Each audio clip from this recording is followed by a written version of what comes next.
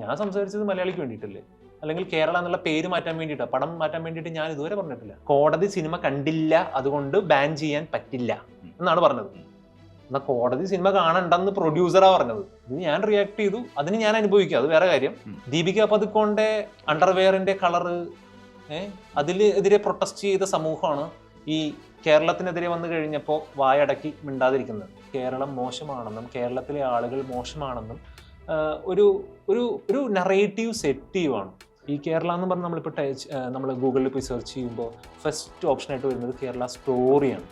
Ultimately ഇതൊക്കെ ഒരു 1 year 2 year plan അല്ല, ഒരു 50 year 100 year പ്ലാനാണ് സെറ്റ് ചെയ്തേക്കുന്നത്. ആ പ്രൊട്ടസ്റ്റ് ചെയ്ത രീതി ശരിയായില്ല എന്ന് എനിക്കൊരു അഭിപ്രായമുണ്ട്. ശരിക്കും എടുക്കേണ്ടത് റിവ്യൂ എടുക്കാൻ വേണ്ടി കുറേ പേര് പോകണമായിരുന്നു. റിവ്യൂ മാത്രം ചെയ്താൽ മതി, പ്രൊട്ടസ്റ്റ് ഇറക്കി വിട ഒന്നും ചെയ്യരുത്. ഇതൊരു സ്ത്രീകൾക്കെതിരെയും കൂടിയുള്ള ഒരു സിനിമയാണ്. കേരളത്തിലൊരു സ്ത്രീ ആരെങ്കിലും വിളിച്ചു കഴിഞ്ഞാൽ വാ മതം മറിക്കോ എന്ന് പറഞ്ഞു കഴിഞ്ഞാൽ എല്ലാവരും പോകുമോ? ഇത് കേരളത്തിനോടുള്ള ഒരു മൊത്തത്തിലുള്ള ഒരു വെല്ലുവിളി തന്നെയാണ്.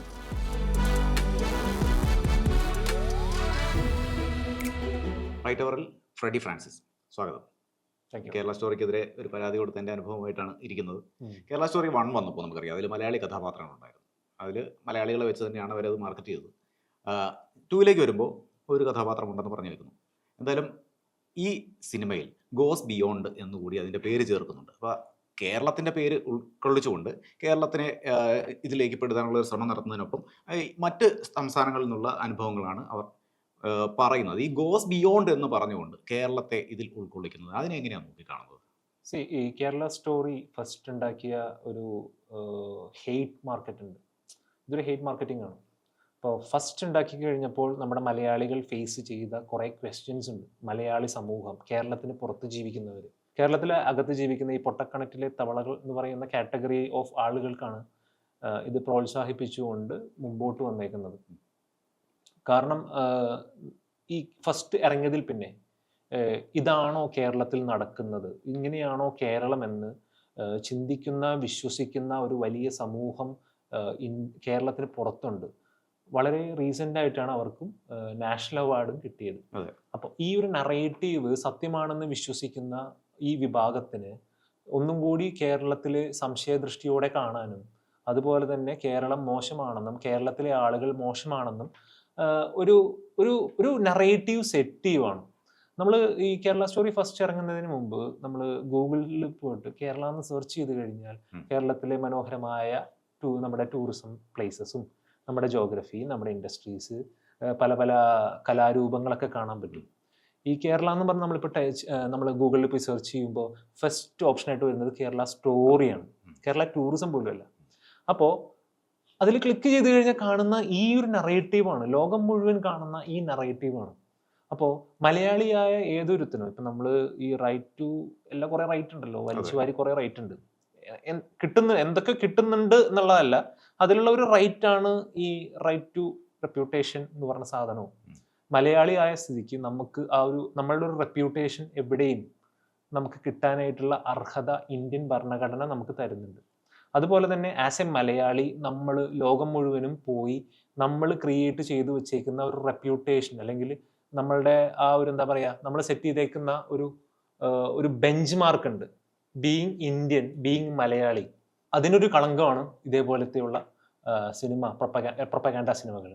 അപ്പോൾ ഈ ഗോസ് ബിയോണ്ട് എന്ന് പറയുമ്പോൾ കേരളത്തെ ഉൾപ്പെടുത്തേണ്ടതില്ല, കേരളമല്ല അതിൽ പറയുന്നത് എന്നൊരു നറേറ്റീവ് ഈ സിനിമയോടനുബന്ധിച്ച് തന്നെ സോഷ്യൽ മീഡിയയിലായാലും സംഘപരിവാർ ഹാൻഡിലുകളിൽ നിന്നായാലും ഉയർന്നു വരുന്ന ഒരു കാഴ്ച നമ്മൾ കണ്ടായിരുന്നു. അതായത് കേരളത്തെ അല്ല പറയുന്നത്, ഇത് പറയുന്നത് മറ്റു പലതുമാണ്. പക്ഷേ അതിനൊപ്പം ഇങ്ങനെ കുറെ അംശങ്ങളുണ്ട്, അതായത് ലവ് ജിഹാദ് ഇവിടെ ഉണ്ട്, അങ്ങനെയൊക്കെയുള്ള ഒരു നറേറ്റീവുകളിലേക്ക് ഇവിടെ കൊണ്ടുപോവുകയല്ലേ ചെയ്യുന്നത്. ആക്ച്വലി പ്രമുഖ രാഷ്ട്രീയ പാർട്ടിയുടെ ഒരു നേതാവ് തന്നെ പറഞ്ഞിട്ടുണ്ട്, കേരളത്തിൽ പോളറൈസേഷൻ കറക്റ്റായിട്ട് നടന്നാൽ മാത്രമേ ഞങ്ങൾക്ക് പേഴ്സണൽ ബെനിഫിറ്റ് ഉള്ളൂ എന്ന് പറയുന്ന അവരുടെ പ്രമുഖ നേതാവ് തന്നെ പറഞ്ഞിട്ടുണ്ട്. അത് എത്രയാണ് പെർസെൻറ്റേജ് അടക്കം പറഞ്ഞിട്ടുണ്ട്. ഇത് നടക്കണമെങ്കിൽ കേരളത്തിൽ ഒരു മതത്തെ മൂലയ്ക്ക് കൊണ്ടുപോയി ഇരുത്തുക അല്ലെങ്കിൽ കോർണർ ചെയ്യുക എന്ന് പറയുന്ന രീതിയുണ്ട്. അപ്പം അതിലേക്ക് ഏറ്റവും കൂടുതൽ നമ്മളെ അഫക്റ്റ് ചെയ്യുന്ന നമ്മുടെ റിലേഷൻഷിപ്സും കാര്യങ്ങളൊക്കെ ആയിരിക്കും. അപ്പം അതിൽ കറക്റ്റായിട്ട് തന്നെ ലവ് ജിഹാദ് എന്ന് പറഞ്ഞ സാധനം പിച്ച് ചെയ്തു. ഒരാൾ 2 പേര് അല്ലെങ്കിൽ 1-2 പേര് ഇങ്ങനെ പോയിട്ടുണ്ടാവാം. അത് പോയത് കൊണ്ട് കേരളം മുഴുവൻ ആ ഒരു ബ്ലെയിം കേൾക്കണമെന്ന് പറയുന്നത് എത്രത്തോളം ശരിയാണ്. ഇപ്പൊ കേരളം ഇങ്ങനെ നോക്കിയപ്പോൾ ഇത്രയും കണ്ടിട്ടുണ്ടാവുള്ളൂ. മറ്റു സംസ്ഥാനങ്ങൾ നോക്കിക്കഴിഞ്ഞാൽ എത്ര കാണാൻ പറ്റും എന്നുള്ളത് മറ്റു പല കാര്യങ്ങളിലും കാണാൻ പറ്റും എന്നുള്ളത് ഒരു ചോദ്യചിഹ്നം തന്നെയാണ്. അപ്പൊ അതും കൂടി അവരോട് പഠിക്കാൻ പറ. പഠിക്കുമ്പോൾ എല്ലാം പഠിക്കണമല്ലോ, വൺ സൈഡ് അല്ലേ ഇവർ പറയുള്ളൂ.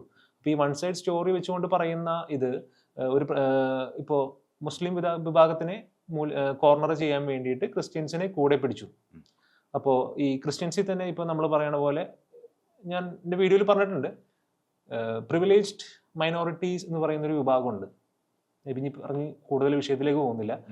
പ്രിവിലേജ് മൈനോറിറ്റീസ് എന്നൊരു വിഭാഗമുണ്ട്. അവരുടെ പ്രിവിലേജ് ഒരു കാലഘട്ടത്തിൽ ഇല്ലാതായത് കൂടുതൽ ആളുകൾ വിദ്യാഭ്യാസം കൊണ്ടും മറ്റ് മേഖലകളിൽ മുന്നോട്ട് വന്നു കഴിഞ്ഞപ്പോൾ അവരുടെ പ്രിവിലേജ് എന്ന് പറഞ്ഞ സാധനം ഇല്ലാതായി. പണ്ടത്തെ സിവിൽ സർവീസ് ഓഫീസേഴ്സിൻ്റെയൊക്കെ നോക്കിക്കഴിഞ്ഞാൽ അവരുടെ പ്രിവിലേജ് ഉള്ള ആൾ വിഭാഗമാണോ എന്ന് നമുക്കറിയാൻ പറ്റും. അവരുടെ പേരുകളോ അല്ലെങ്കിൽ അവർ പറയുന്ന സാഹചര്യം നോക്കിക്കഴിഞ്ഞാൽ നമുക്ക് മനസ്സിലാവും. അല്ലെങ്കിൽ പഴയ മുഖ്യമന്ത്രിമാരോ അല്ലെങ്കിൽ പഴയ നേതാക്കളുടെയൊക്കെ നോക്കിക്കഴിഞ്ഞാൽ ഏകദേശം നമുക്കൊരു ധാരണ കിട്ടും. ഇതൊക്കെ വളരെ കറക്റ്റായിട്ട് അക്കാഡമിക്കലി സ്റ്റഡി ചെയ്തുകൊണ്ടുള്ള മെറ്റീരിയൽസ് ഇന്ന് നെറ്റിലുണ്ട്. നിങ്ങൾ പോയി ഗൂഗിൾ സെർച്ച് ചെയ്ത് കഴിഞ്ഞാൽ നമുക്ക് ഏകദേശം ഒരു ധാരണ കിട്ടും എന്താണ് പ്രിവിലേജ് മൈനോറിറ്റീസ് എന്നുള്ളത്. ഈ മൈനോറിറ്റീസിനെ വെച്ച് പഠിച്ചിട്ടുണ്ട്. അപ്പോൾ ഇവരെ കൂടെ നിർത്തിക്കൊണ്ട് നിങ്ങൾക്ക് പഴയ പ്രിവിലേജ് ഒക്കെ തരാൻ പറ്റുന്ന ഒരു ടീമാണ് നമ്മളെന്ന് പറയുന്ന ഒരു നറേറ്റീവ് സെറ്റ് ചെയ്യാൻ പറ്റി ഒരു ഓർഗനൈസേഷൻ മുമ്പോട്ട് വന്നു കഴിഞ്ഞാൽ അതിന് കൂടെ നിൽക്കുന്ന ക്രിസ്ത്യാനികളും മനസ്സിലാക്കേണ്ടത് അടുത്തത് നിന്റെ വാതിലിലും മുട്ടും. ബിഷപ്പുമാരും നോക്കേണ്ടത് ഇതൊക്കെ തന്നെയാണ്. അതുകൊണ്ടൊക്കെ കൂടിയാണോ കേരളത്തെ അവർ ലക്ഷ്യമിടുന്നത്? ഇതൊരു റീസൺ മാത്രമാണ്.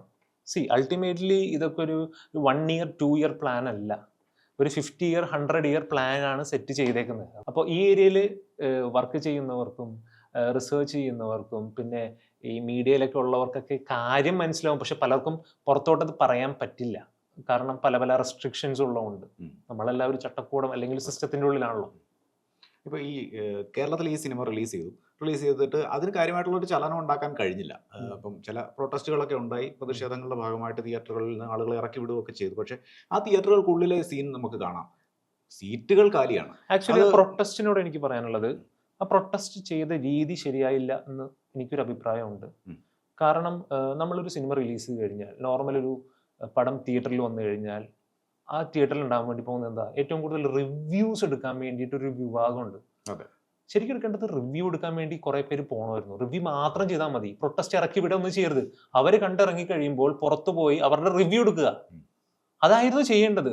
അല്ലാതെ ഒരാൾക്ക് സിനിമ റിലീസ് ചെയ്ത് കഴിഞ്ഞാൽ കാണാനായിട്ടുള്ള റൈറ്റ് ഉണ്ട്. അപ്പൊ അവർ ഇറങ്ങി കഴിയുമ്പോൾ അതിന്റെ റിവ്യൂ എടുക്കണമായിരുന്നു എല്ലാവരുടെ അടുത്തും. അതായിരുന്നു വേണ്ടത്. ഇപ്പോൾ ചിലവരൊക്കെ ഇങ്ങനെ മുഖം പൊത്തിപ്പിടിച്ച് ഇറങ്ങി പോകുന്ന രീതിയൊക്കെ കണ്ടു. അപ്പോൾ നമ്മൾ പണ്ട് പറയില്ലേ, നമ്മുടെ തുണ്ടുപടം കണ്ടിട്ട് ഇറങ്ങി പോകുന്ന പോലെയൊക്കെ തലയിൽ മുണ്ടിട്ട്. അപ്പോൾ ആ ഒരു സ്റ്റൈൽ ഓഫ് സംഭവമാണ് നടന്നു പോയത്.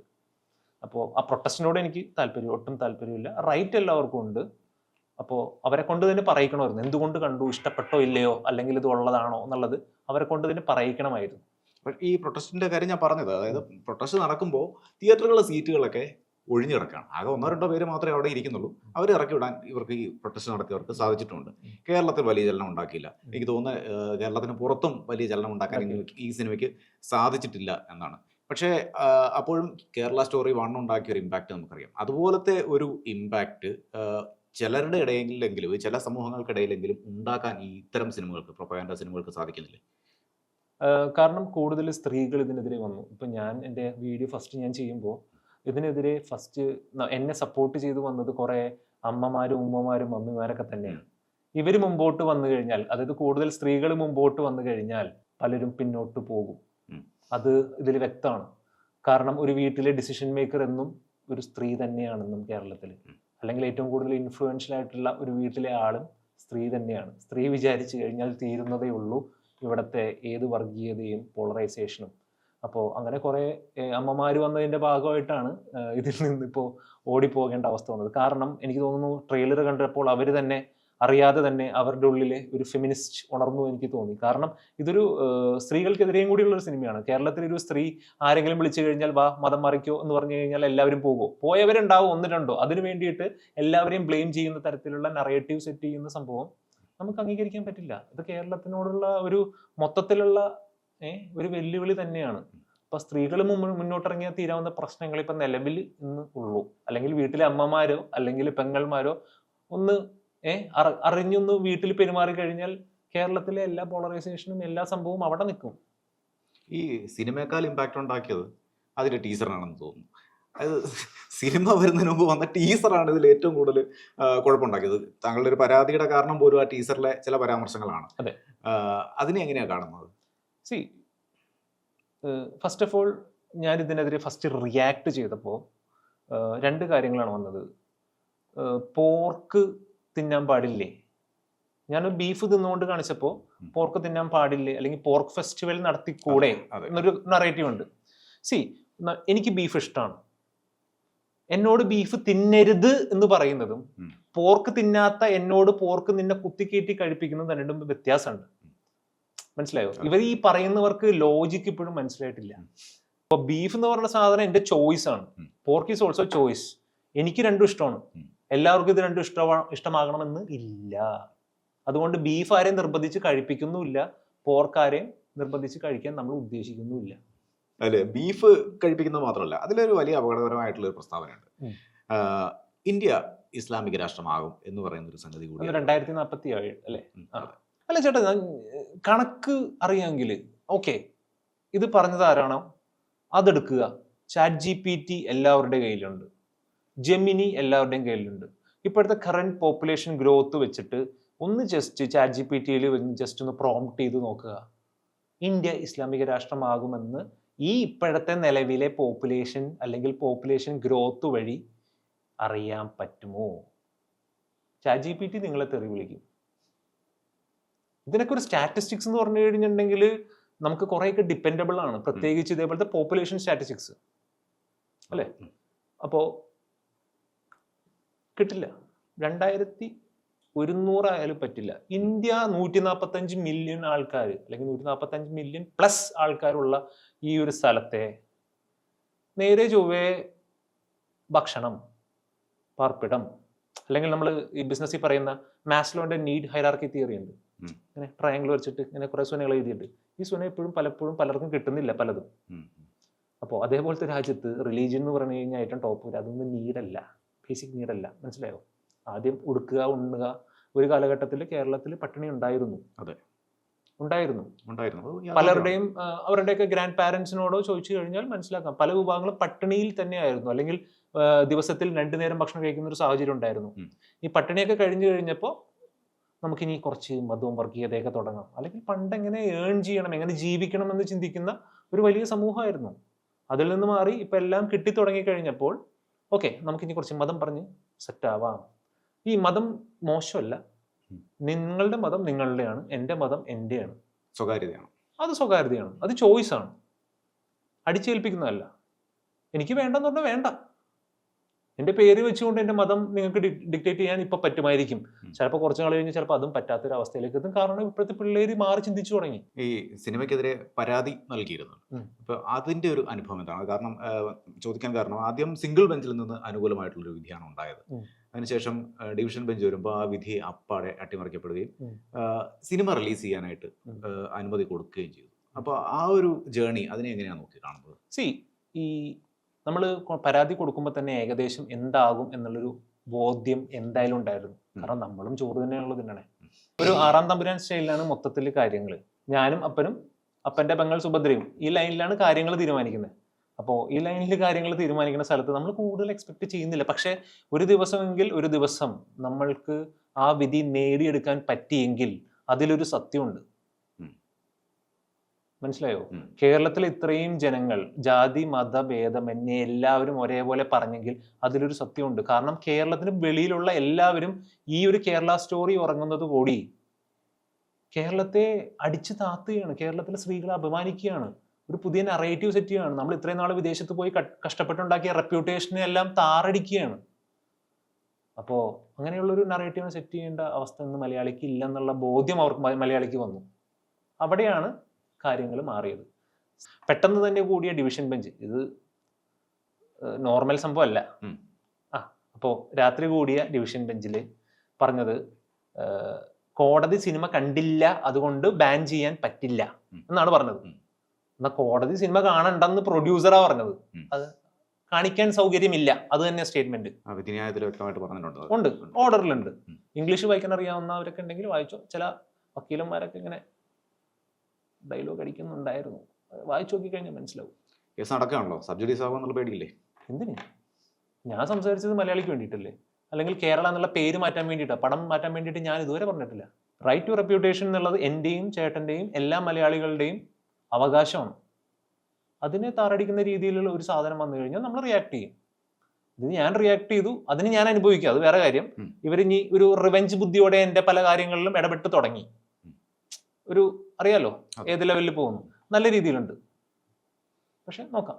നമ്മളിപ്പോൾ ഈ ചില സിനിമകളൊക്കെ ഇറങ്ങുമ്പോൾ അതിനെതിരായിട്ടുള്ള പ്രതിഷേധങ്ങളെ നമ്മൾ പലതരത്തിലുള്ള പ്രതിഷേധങ്ങൾ ഉണ്ടാകാറുണ്ട്. ആ പ്രതിഷേധങ്ങളെ നമ്മൾ വേറൊരു തരത്തിൽ കാണാറുണ്ട്. അതായത് അതിന് ക്യാമ്പയിനായി മാറുകയല്ല ചെയ്യുന്നത്. എമ്പുരാൻ ഇറങ്ങിയപ്പോൾ നമ്മൾ കണ്ടതാണ്. എമ്പുരാനെതിരായിട്ടുള്ള പ്രതിഷേധം വന്നത് ആ ചിത്രത്തെ അത് സഹായിച്ചിട്ടുണ്ട്.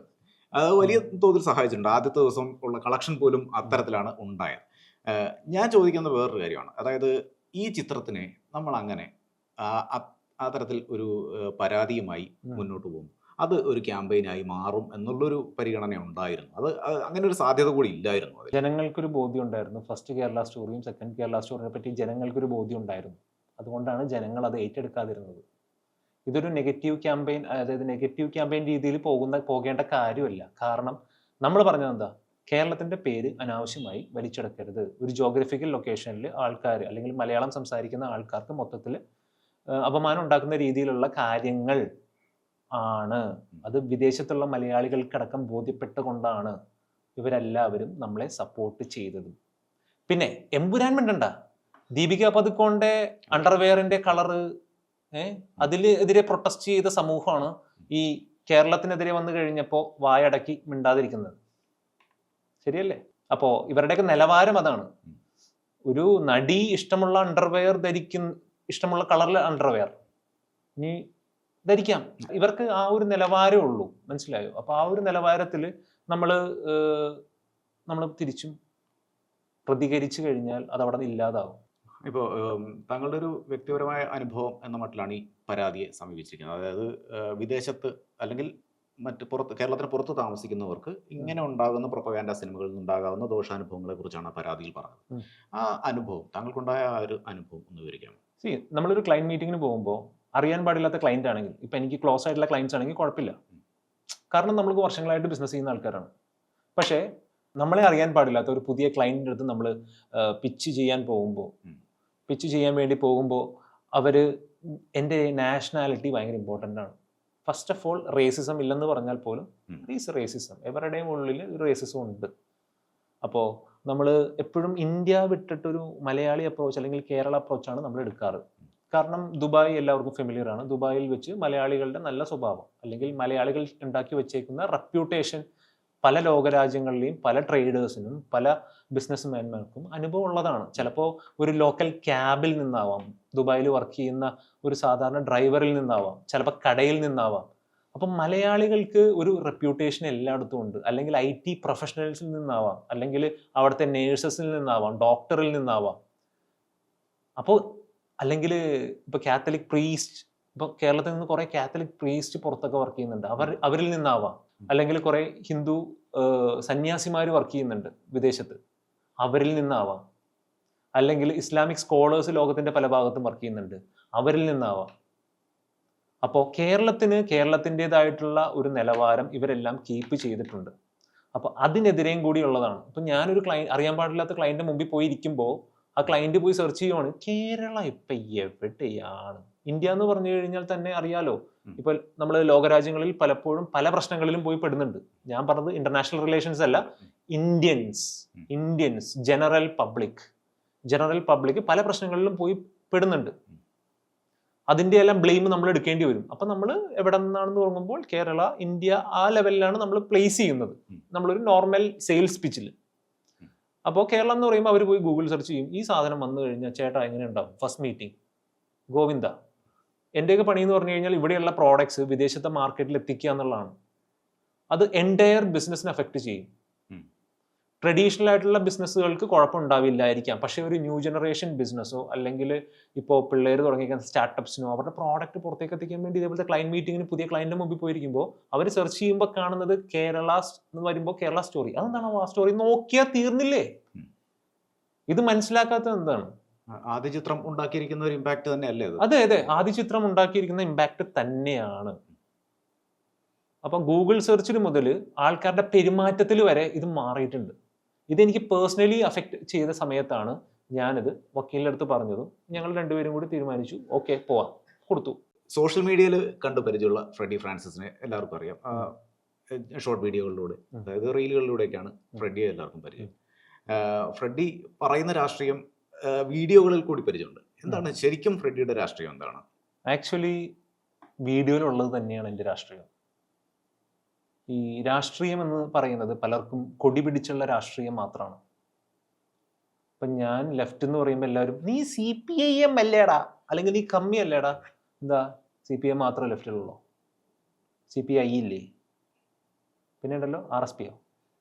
UDF കൂടെ ഉണ്ട് ഇടതുപക്ഷ പാർട്ടികൾ. പിന്നെ ഇന്ത്യൻ നാഷണൽ കോൺഗ്രസിൻ്റെ കോർ ഐഡിയോളജി ഈസ് ലെഫ്റ്റ്. അപ്പോൾ എന്താണ് എൻ്റെ രാഷ്ട്രീയം എന്ന് ചോദിച്ചു കഴിഞ്ഞാൽ, ഒരു വര വരച്ചു കഴിഞ്ഞാൽ നടുക്കൊരു പോയിന്റ് ഇട്ട് കഴിഞ്ഞാൽ ഇങ്ങോട്ട് പോയിക്കൊണ്ടേയിരിക്കും, അപ്പുറത്തേക്ക് പോവില്ല. അതാണ് എൻ്റെ രാഷ്ട്രീയം. ആ ഒരു നാരോ ലൈൻ എന്ന് പറയുന്നിടത്ത് തന്നെ ഒരു അപകടമുണ്ട്. ആ രാഷ്ട്രീയത അവിടെ വരുന്നത്. ഇവിടെ ഒരു പൊളിറ്റിക്കൽ മൂവ്മെന്റ് തന്നെ കേരളത്തിലുണ്ട്. ഈ രാഷ്ട്രീയം എല്ലാം മോശമാണെന്ന് കാണിക്കുന്ന, എന്തിനാ രാഷ്ട്രീയം എന്ന് വിശ്വസിക്കുന്ന ഒരു വലിയ സമൂഹം, അല്ലെങ്കിൽ അങ്ങനെ പറഞ്ഞ് ഫലിപ്പിക്കുന്ന കുറെ ആളുകൾ കേരളത്തിലുണ്ട്. അപ്പോൾ അറിയാൻ പറ്റുമായിരിക്കും. എല്ലാ മീഡിയ രാഷ്ട്രീയ പാർട്ടികളുണ്ട്, അരാഷ്ട്രീയത പറയുന്ന രാഷ്ട്രീയ പാർട്ടികളുണ്ട്. അപ്പോൾ നമ്മൾ ഇപ്പോൾ അനുഭവിക്കുന്ന, അല്ലെങ്കിൽ ഒരാൾ ജീവിക്കാൻ വേണ്ടിയിട്ട് ഒരു രാജ്യത്ത് പോളിസീസ് ഉണ്ടാക്കും. ഈ പോളിസീസ് ഉണ്ടാക്കാൻ വേണ്ടിയിട്ട് പൊളിറ്റീഷ്യൻസ് വേണം, ശരിയല്ലേ? അതെ. കോർ ഐഡിയോളജി മനുഷ്യന് വേണ്ടി അല്ലാത്ത ഏത് പോളിസീസും മനുഷ്യന് അപകടം തന്നെയാണ്. അപ്പോൾ സോഷ്യലിസവും കമ്മ്യൂണിസവും മാത്രം മതിയാന്ന് വരും. അല്ല, ക്യാപിറ്റലിസവും വേണം, എല്ലാം വേണമെന്ന്. ലെഫ്റ്റ് വിങ്ങും വേണം, റൈറ്റ് വിങ്ങും വേണം. ഈ റൈറ്റ് വിങ് ഉള്ളപ്പോഴേ ലെഫ്റ്റ് വിങ് നന്നായിട്ട് പണിയെടുക്കുള്ളൂ, ലെഫ്റ്റ് വിങ് ഉള്ളപ്പോഴേ റൈറ്റ് വിങ് നന്നായിട്ട് പണിയെടുക്കുള്ളൂ എന്ന് പറഞ്ഞുകൊണ്ട് ഇതിന്റെ എക്സ്ട്രീം കളിച്ചു കഴിഞ്ഞിട്ടുണ്ടെങ്കിലും പ്രശ്നമാണ്, അപകടമാണ്. ബാലൻസിൽ പോയാൽ മാത്രമേ അവിടെയാണ് ജനാധിപത്യം ഉള്ളത്. ഇപ്പൊ ഈ സിനിമയുടെ കാര്യത്തിലേക്ക് തന്നെ മടങ്ങി വരാം. അതായത് സിനിമയ്ക്കെതിരെ പരാതി കൊടുത്തു, ആ പരാതിയുടെ അവസ്ഥ നമുക്കറിയാവുന്നതാണ്, വിധി വന്നു നോക്കി അറിയാവുന്നതാണ്. അത് റിലീസായി കഴിഞ്ഞു, ജനങ്ങളിലേക്ക് എത്തിക്കഴിഞ്ഞു. ഇപ്പോൾ നമ്മുടെ ഒരു ആദ്യഘട്ട അറ്റംപ്റ്റ് അത് ഒരു ദിവസത്തേക്കെങ്കിലും ഒന്ന് വൈകിപ്പിക്കാൻ കഴിഞ്ഞു എന്നുള്ളത് ഒരു വിജയമായിട്ട് തന്നെ കാണും. പക്ഷെ അത് ആളുകളിലേക്ക് എത്തിക്കഴിഞ്ഞു. ഇനി നമുക്ക് അതിലെന്താണ് ചെയ്യാൻ കഴിയുക, അല്ലെങ്കിൽ എന്ത് ചെയ്യാൻ കഴിഞ്ഞു എന്നാണ് കരുതുന്നത്? ഈ സിനിമ മലയാളികളെ ആക്സെപ്റ്റ് ചെയ്തിട്ടില്ല. ആക്സെപ്റ്റ് ചെയ്ത മലയാളികൾ ഇനി കേരളം വിട്ട് പുറത്ത് പോയിട്ടും കാണില്ല, അല്ലെങ്കിൽ പോയിട്ടുണ്ടാവില്ല, അല്ലെങ്കിൽ പുറത്ത് നടക്കുന്ന എന്താണെന്ന് അറിയാനും പാടില്ല. ഇതാണ് അവസ്ഥ. സുപ്രീം കോടതിയിലേക്ക് പോകണോ വേണ്ടയോ എന്നുള്ളത് ആക്ച്വലി ഞങ്ങൾ ഇപ്പോഴും ഡിസൈഡ് ചെയ്തിട്ടില്ല. കാരണം ഇവിടെ നിന്ന് തന്നെ നമുക്ക് മനസ്സിലായല്ലോ ഒരു ആറാം തമ്പുരാൻ സ്റ്റൈൽ. അപ്പം പിന്നെ വെറുതെ പോയിട്ട് അവിടെ പോയിട്ട് വേറൊരു ആറാം തമ്പുരാനെ കാണണ്ട, ഇപ്പോൾ നമുക്ക് മനസ്സിലായി. അപ്പോൾ പിന്നെ നമ്മളായിട്ട് ഇനിയൊരു കേസ് ഉണ്ടാക്കി കഴിഞ്ഞാൽ കൂടുതൽ PR അവർ പോകും. ഇപ്പോൾ എന്തിനാ വെറുതെ, നമ്മൾ നോക്കിയിട്ടില്ല, എന്നാലും സംസാരിക്കുന്നുണ്ട്, വക്കീലായിട്ട് സംസാരിക്കുന്നു. അത് നിയമപരമായിട്ടുള്ള നടപടികളിലേക്ക് പോകുന്നു. അതല്ലാതെയുള്ള ക്യാമ്പയിനിങ് ഇപ്പോൾ ഫ്രെഡിക്കാണെങ്കിൽ തന്നെ ഒരു സോഷ്യൽ മീഡിയ ഹാൻഡിൽ ആക്റ്റീവ് ആയിട്ടുണ്ട്, അതിലൂടെ വീഡിയോസ് ചെയ്യാറുണ്ട്. അല്ല, അങ്ങനെയുള്ള ക്യാമ്പയിനുകളിൽ പോകുന്നുണ്ടോ എന്നുള്ളതാണ്. നമ്മൾ ഈ വരുന്ന ശനിയാഴ്ച എന്താണ് റിയൽ കേരള സ്റ്റോറി എന്ന് കാണിക്കാൻ വേണ്ടിയിട്ട് ഒരു ട്രാവൽ പോകാൻ തീരുമാനിച്ചിട്ടുണ്ട്. അതായത് തിരുവനന്തപുരത്ത് നിന്ന് തുടങ്ങി തിരുവനന്തപുരം പാളയം മസ്ജിദിനും പള്ളിക്കും അമ്പലത്തിനും മുമ്പിൽ നിന്ന് സ്റ്റാർട്ട് ചെയ്ത് കൊല്ലത്ത് വന്ന്, കൊല്ലത്തെ നമ്മളുടെ 2018 മത്സ്യബന്ധന തൊഴിലാളികളെ നമ്മൾ സഹായിച്ച മത്സ്യബന്ധന തൊഴിലാളികൾ അവരെല്ലാം കണ്ട്, അവിടെ നിന്ന് പത്തനംതിട്ട, ആലപ്പുഴ, കോട്ടയം, എറണാകുളം, തൃശ്ശൂർ, പാലക്കാട്, അങ്ങനെ നമ്മൾ ചൂരൽമലയിലെത്തും. അവിടെ നമ്മൾ മുസ്ലിം ലീഗ് വെച്ച വീടുകളും കേരള സർക്കാർ വെച്ച വീടുകളും അവിടെയുള്ള ആളുകളെയും നമ്മൾ സന്ദർശിക്കും. നമ്മളുടെ കുറച്ച് കോണ്ടന്റ് ക്രിയേറ്റേഴ്സ് ഇതിന് വേണ്ടിയിട്ട് റെഡിയാണ്, നമ്മളുടെ കൂടെ ട്രാവൽ ചെയ്യാൻ വേണ്ടിയിട്ട്. കുറേ ആളുകൾ നമ്മളുടെ കൂടെ ജോയിൻ ചെയ്യണമെന്ന് പറഞ്ഞിട്ടുണ്ട്. അങ്ങനെ ആവശ്യമുള്ളവർക്കെല്ലാം നമ്മുടെ കൂടെ ജോയിൻ ചെയ്യുകയും ചെയ്യാം. അപ്പോൾ പലരും മുമ്പോട്ട് വന്നിട്ടുണ്ട്, പറഞ്ഞ് നോക്കാം, നമുക്ക് മുമ്പോട്ട് പോവാം, ഞങ്ങളുടെ കൂടെ യാത്ര ചെയ്യേണ്ടവർക്ക് യാത്ര ചെയ്യാം, ഞങ്ങൾ വന്ന് മീറ്റ് ചെയ്യുന്ന ഓരോ ജില്ലയിലെ ഓരോ പോയിന്റിൽ നമ്മളടുത്ത് സംസാരിക്കേണ്ടവർക്ക് സംസാരിക്കാം, പാട്ട് പാടേണ്ടവർക്ക് പാട്ട് പാടാം, ഡാൻസ് കളിക്കേണ്ടവർക്ക് ഡാൻസ് കളിക്കാം. ഇതാണ് റിയൽ കേരള സ്റ്റോറി. ഇങ്ങനെയാണ് കേരളത്തിൻ്റെ ഓരോ ചരിത്രവും ഓരോ സ്ഥലവും വെച്ചിട്ട് നമ്മളുടെ കൂടെ ഒരു ഹിസ്റ്റോറിക്കലി കോണ്ടന്റ് ചെയ്യുന്ന ഒരു ചേട്ടനുമുണ്ട്. പുള്ളിയും ഹിസ്റ്ററിയായിട്ട് ബന്ധപ്പെട്ട കാര്യങ്ങളും ഒരു നാടിൻ്റെ കഥയും പറയും. ഇങ്ങനെ നമുക്കൊരു റിയൽ കേരള സ്റ്റോറി അല്ലെങ്കിൽ ആൾക്കാരിൽ നല്ലൊരു അവയർനെസ് ഉണ്ടാക്കാൻ പറ്റും എന്ന് ഞാൻ വിശ്വസിക്കുന്നു. അതേപോലെ എൻ്റെ കൂടെ യാത്ര ചെയ്യുന്ന എല്ലാവരും ഒരേപോലെ വിശ്വസിക്കുന്നു. നമ്മളുടെ കൂടെ നമ്മളുടെ അഭിഭാഷക സംഘം ഉണ്ടാവും. അവരെയും ആരും കണ്ടിട്ടില്ല. കാരണം ഞാൻ ഒറ്റയ്ക്കുള്ള ഫൈറ്റ് അല്ല, ഇതൊരു ടീമിന്റെ പ്രവർത്തനമാണ്. അപ്പൊ അവരും ഉണ്ടാവും. ഈ കണ്ടന്റ് സ്ട്രാറ്റജി മേഖലയിൽ ആണ് വർക്ക് ചെയ്യുന്നത്. അതിൽ കൂടുതൽ പഠനങ്ങൾ നടത്തിയിട്ടുണ്ട്. അപ്പോൾ ഈ സിനിമ ഒരു കണ്ടന്റ് ആയിട്ട് തന്നെ നമുക്ക് കരുതാം. അതായത് സിനിമയെ കണ്ടന്റ് ആയിട്ട് പറയരുത് എന്ന് പറയാറുണ്ട്. സിനിമ ഒരു ആർട്ട് ഫോം ആണ് എന്ന് പറയാറുണ്ട്. പക്ഷേ ഈ സിനിമ അത്തരത്തിലൊരു പ്രൊപ്പഗാൻഡ മുന്നോട്ട് വയ്ക്കുന്നതുകൊണ്ട് തന്നെ അതിനൊരു കണ്ടന്റ് ആയിട്ട് തന്നെ കാണാം. ആ കണ്ടന്റ് ഉണ്ടാക്കുന്ന ഇമ്പാക്റ്റുകളും നമുക്കറിയാവുന്നതാണ്. ഈ ഒരു കണ്ടന്റ് ക്രിയേറ്റർ എന്ന നിലയ്ക്ക് അതിനെതിരെ അല്ലെങ്കിൽ ഇങ്ങനെയുള്ള വിഷയങ്ങൾക്കെതിരെ ശക്തമായിട്ട് പറയുമ്പോഴും അതിൽ ഉണ്ടാകുന്ന കുറേയേറെ തിരിച്ചടികളും ഉണ്ട്. അത് നമ്മൾ പറഞ്ഞ പോലെ തന്നെ കുറേയേറെ തിരിച്ചടികൾ ഉണ്ടാകുന്നുണ്ട്. ഒരു സേഫ് കണ്ടന്റ് എന്ന നിലയ്ക്ക് ചെയ്യാൻ ശ്രമിച്ചിട്ടുണ്ടോ? അങ്ങനെ ഒരു സേഫ് കണ്ടന്റ് ഉണ്ടോ? എൻ്റെ റിസർച്ച് ചെയ്തേക്കുന്ന എൻ്റെ topic cinematic influence in consumer decision making എന്നുള്ളതാണ്.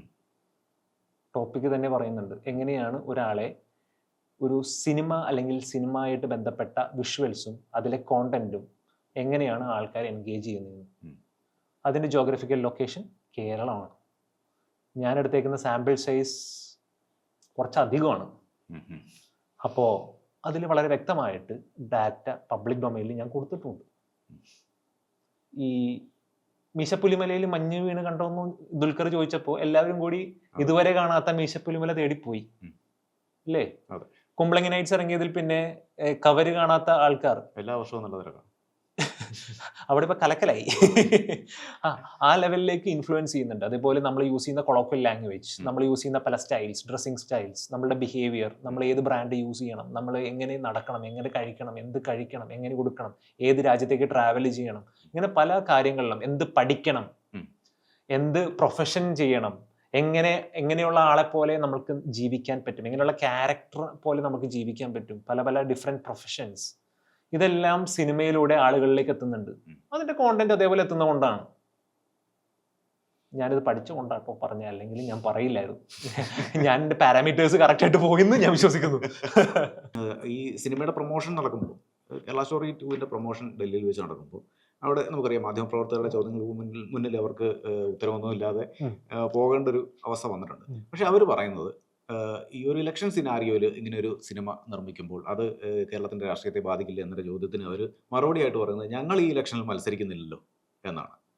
കേരളത്തിൽ ഉള്ളവരല്ല, മറ്റ് സംസ്ഥാനങ്ങളിൽ നിന്നുള്ള ആ അനുഭവങ്ങളാണ് ഈ സിനിമയിൽ ഞങ്ങൾ പറയുന്നത് എന്നാണ് പറയുന്നത്. പക്ഷെ അതിന് ഒരു പേരിട്ടിരിക്കുന്നത് കേരള സ്റ്റോറി. അതായത് കേരളത്തിലെ ഒരു ക്യാരക്ടർ പോലും ഇല്ലാത്ത ഒരു സിനിമയിൽ മലയാളം സംസാരിക്കാത്ത അല്ലെങ്കിൽ ഹിന്ദി സംസാരിക്കുന്ന ആളുകളുടെ ഇടയിലേക്ക് കേരളത്തിൻ്റെ ഒരു റോങ് നറേറ്റീവ് കൊടുക്കാൻ വേണ്ടിയിട്ടാണ് ഇങ്ങനൊരു പടം. നമ്മുടെ കർണാടകയിൽ വന്നപ്പോൾ നമ്മളുടെ പ്രധാനപ്പെട്ട ഒരാൾ പറഞ്ഞത് കേരളത്തെ പോലെയാകും നെഗറ്റീവിൽ പറഞ്ഞില്ലേ? അത് കോട്ട് ചെയ്തത് ഫസ്റ്റ് സിനിമ. ഇപ്പം നറേറ്റീവ് സെറ്റ് ചെയ്യാനായിട്ട് ഇങ്ങനെ പറ്റും. ഇത് കേരളം ആയതുകൊണ്ടാണ് കേട്ടോ. കാരണം കേരളമായത് കൊണ്ടാണ് നമ്മൾ നിയമ പോരാട്ടത്തിന് പോയത്, അല്ലെങ്കിൽ ജനങ്ങളോട് നമ്മൾ തുറന്നു പറഞ്ഞ് ജനങ്ങളെ കൊണ്ട് റിയാക്ട് ചെയ്യിപ്പിച്ചത്. ഇത് കർണാടകയോ തമിഴ്നാടോ ആയിരുന്നെങ്കിൽ നിയമ പോരാട്ടത്തിന്റെ ആവശ്യമില്ല. 2 ദിവസം കൊണ്ട് പടം പൂട്ടി പെട്ടിയിൽ കയറ്റിയാലേ. അഗ്രസീവ് ആവും. അഗ്രസീവ് എന്നല്ലല്ലോ അതിനെ പറയണേ.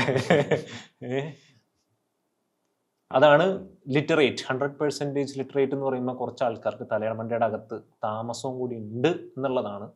കാരണം സിനിമ കാണാൻ വേണ്ടിയും ആളുണ്ടായിരുന്നില്ല. ഇനി പോയവരാവട്ടെ ക്യൂരിയോസിറ്റി കൊണ്ട് പോയതാണോ അല്ലെങ്കിൽ വാശി തീർക്കാൻ വേണ്ടി പോയതാണോ എന്ന് എനിക്കറിയാനും പാടില്ല. കാണാം. ഇപ്പൊ ഇതിനുവേണ്ടി വാദിക്കുന്ന സോഷ്യൽ മീഡിയ ഹാൻഡിൽസിലൊക്കെ കുറെ പേര് വന്നിട്ട് റിലീസായില്ലേ എന്നുമില്ലേ. ഇവന്മാരെല്ലാം ഈ നമ്മളോട് റിയാക്ട് ചെയ്യുന്ന സോഷ്യൽ മീഡിയ ഹാൻഡിൽസ് മാത്രം റിയാക്ട് ചെയ്താൽ 100 കോടി അടിക്കും. അത്രയും ഉണ്ട് ഫേക്ക് പ്രൊഫൈൽസ് ഇഷ്ടം പോലെ. നമ്മളിങ്ങനെ പോകുന്നേ. ഇത് കേരളമാണ്. കേരളം ഇങ്ങനെയാണ്. നമ്മളിപ്പോൾ സംസാരിച്ചതുപോലെ തന്നെ സിനിമ കണ്ടില്ലെങ്കിലും സോഷ്യൽ മീഡിയയിൽ ഒരു അഭിപ്രായ രൂപീകരണം ഇതുമായി ബന്ധപ്പെട്ട് ഉണ്ടാകുന്നുണ്ട്. അതായത് ശക്തമായിട്ട് തന്നെ ഈ സിനിമയെ അനുകൂലിക്കുന്ന ഒരു വിഭാഗം സോഷ്യൽ മീഡിയയിലുണ്ട്. അപ്പോൾ സിനിമ കണ്ടില്ലെങ്കിലും അതിൻ്റെ ഉള്ളടക്കം അവരിലേക്ക് എത്തിയില്ലെങ്കിൽ പോലും ഒരു നറേറ്റീവ് സൃഷ്ടിക്കാൻ ഈ ഒരു സിനിമയ്ക്കും അതിൻ്റെ ടീസറിനും സാധിച്ചിട്ടുണ്ടോ എന്നുള്ള വാസ്തവമല്ലേ? മലയാളി എന്ന് പറയുന്നത് ഈ നമ്മൾ ചരിത്രപരമായിട്ട് നോക്കിക്കഴിഞ്ഞാൽ നമുക്ക് ബെനിഫിറ്റ് കിട്ടുന്ന കാര്യത്തിനോട് ചേർന്ന് നിൽക്കുന്ന വളരെ പൊളിറ്റിക്കലാണോ എന്ന് വെച്ച് കഴിഞ്ഞാൽ പൊളിറ്റിക്കൽ ലീനിങ് ഉണ്ടാക്കുന്ന മലയാളിയാണ്.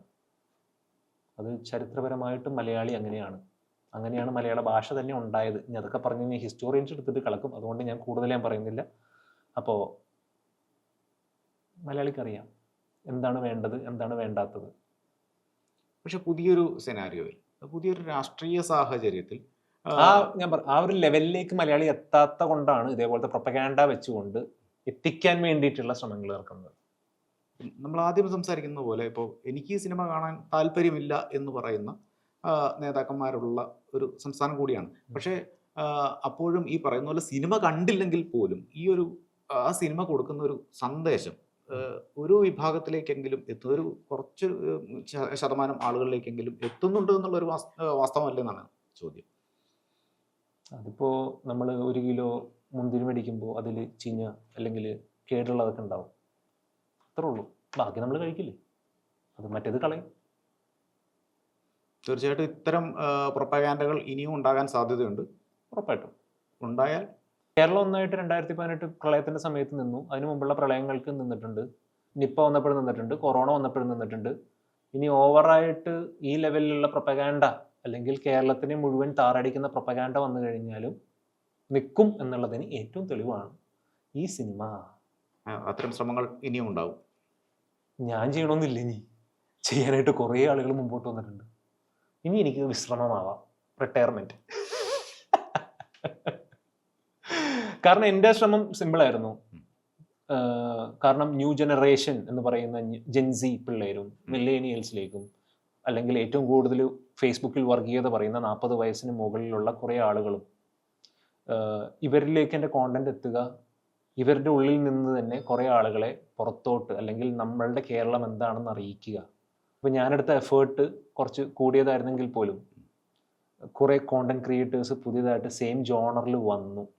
സെയിം കാറ്റഗറൈസിങ് ചെയ്ത് കഴിഞ്ഞിട്ടുണ്ടെങ്കിൽ ജെൻസി, മില്ലേനിയൽസ്, ദെൻ 40+. അവർ ചെയ്തോളും, ഞാൻ ചെയ്യണമെന്നില്ല. ഞാൻ വിത്ത് ബാക്കി കൊടുത്തോളൂ. പിള്ളേർ നല്ലോണം വെള്ളവും ഒക്കെ കോരി ഒഴിക്കുന്നുണ്ട്, വളർന്നോളും.